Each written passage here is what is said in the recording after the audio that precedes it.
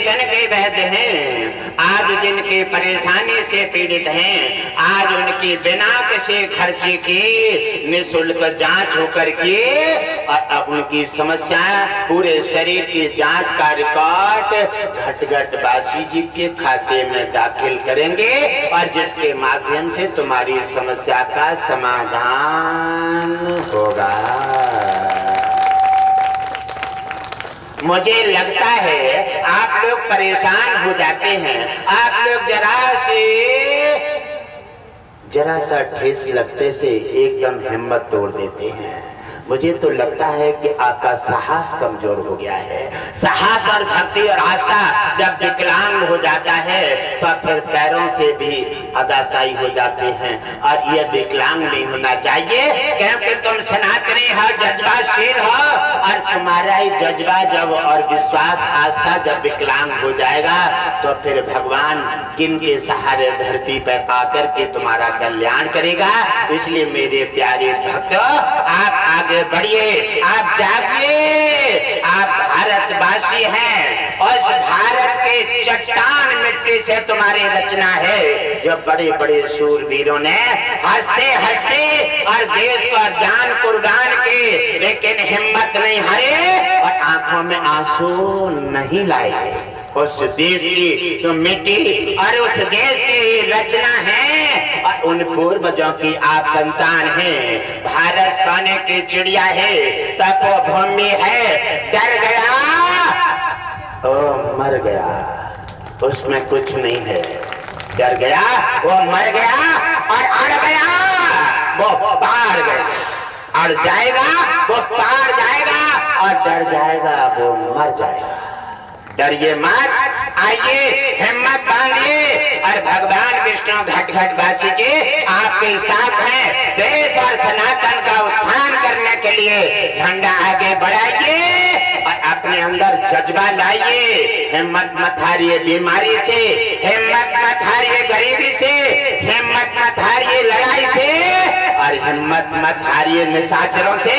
इनसे जम करके डटकर सामना कीजिए, क्योंकि आप भगवान विष्णु ने भी जज्बाशील धरती पर बना करके भेजा है और आप उनका खंबा हैं। अगर आप धरती पर ही जज्बाशील नहीं रहेंगे, आप हिम्मत हार जाएंगे, आप गुणगान नहीं करेंगे, सनातन को नहीं जगाएंगे, तो फिर भगवान विष्णु धरती पर आकर क्या करेंगे। इसलिए भक्ति एक भगवान का खंबा है और भक्त उनका निश्चय है।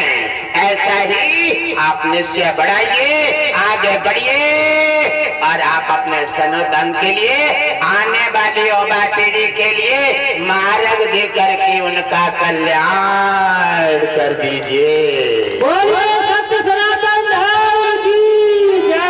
आज आप इतना भटक गए हैं, आप इतना भटक गए हैं और इतना टूट गए हैं, आप दुनिया के बातों पर अच्छे बुरे पर अमल करते हैं, आप स्वयं का निखार नहीं करते। आप स्वयं का निखार करेंगे, आप स्वयं को बदलेंगे, आप स्वयं का मलबा हटाएंगे और तब तुम्हारा और तुम्हारे देश का कल्याण होगा।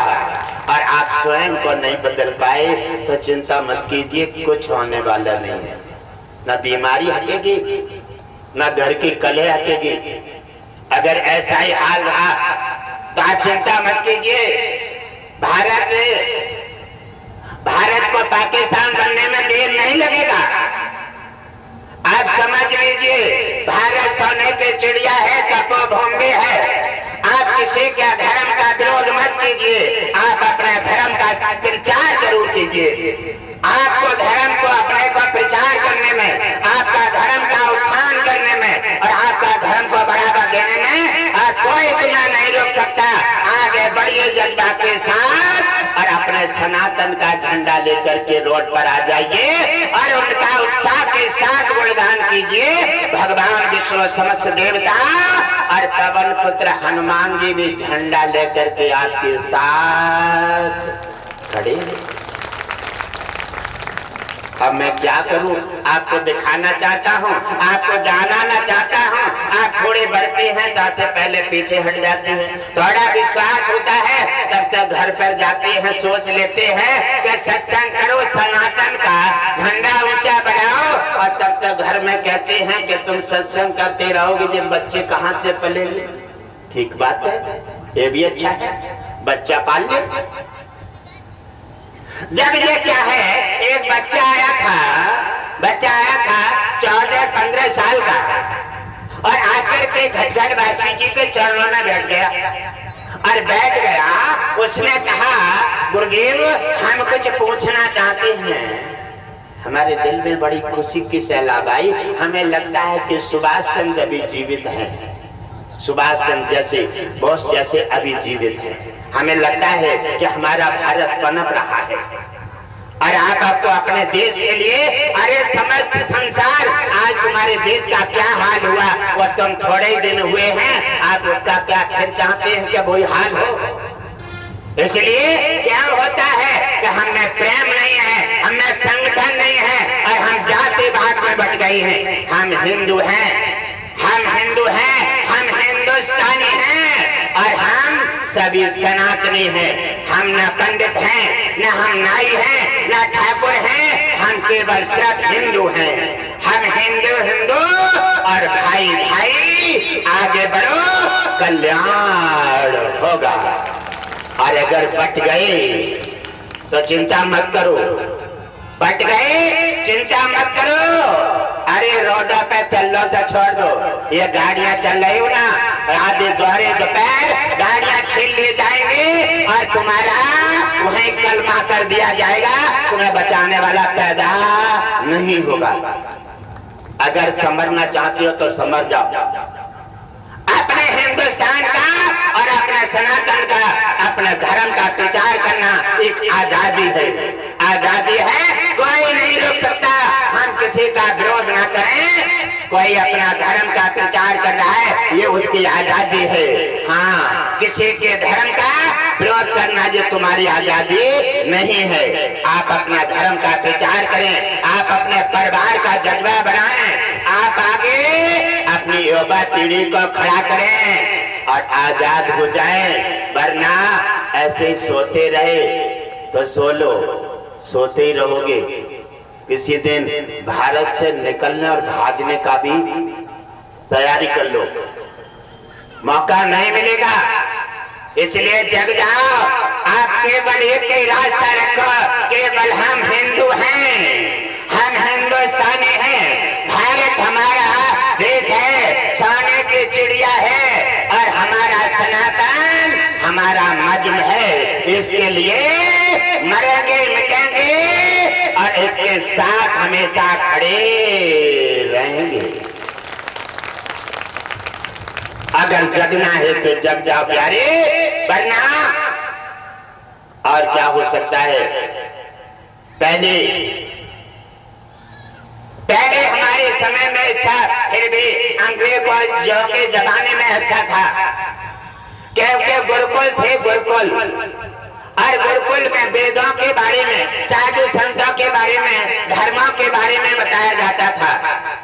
आज गुरुकुल सब खत्म हो गए, आज गुरुकुल नहीं, आज सब कॉलेज बन गए हैं, और कॉलेज बने हैं। पहले गुरुकुलों में फ्री शिक्षा दी जाती थी, और गुरुकुल का खर्चा सभी मिलकर के उठा लेते थे। इतना अच्छा मार्ग था। और गुरुकुल में धर्म के बारे में, सनातन के बारे में, और हमेशा वेदों के बारे में बताया जाता था।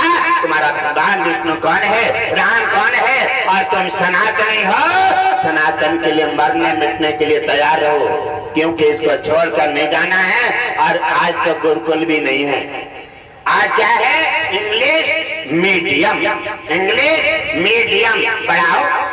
धीरे धीरे राम का, कृष्ण का, और आगे पूर्वजों का नाम सनातन का बिल्कुल गोल हो जाएगा।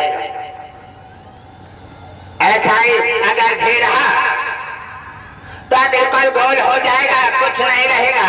इसलिए अगर इंग्लिश मीडियम में पढ़ाओ तो शाम को और सुबह को बच्चे आ जाएं तो अपने सनातन के बारे में, राम के बारे में, कृष्ण के बारे में उन्हें अवगत कराओ, अवगत कराओ। उन्हें शिक्षा दो और उन्हें मार्ग में लाओ और सनातन का उन्हें डोज देते रहो, जिससे सनातन का परंपरा उनके हृदय में बनी रहे। वरना सनातन का अगर रोगन अगर खत्म हो गया तो केवल एक ही मार्ग बचेगा, यारे जिसको देख करके और समझ करके हमारे किसी धर्म की बुराई करने को हमें आजादी नहीं है। हमारे धर्म का प्रचार करने की सभी को आजादी है। हम अपना देश का उत्थान करें, अपने धर्म का प्रचार करें और हम अपना युवा पीढ़ी के लिए अपने पूर्वजों के बारे में बता करके उन्हें आजाद रखें और उनका कल्याण करें।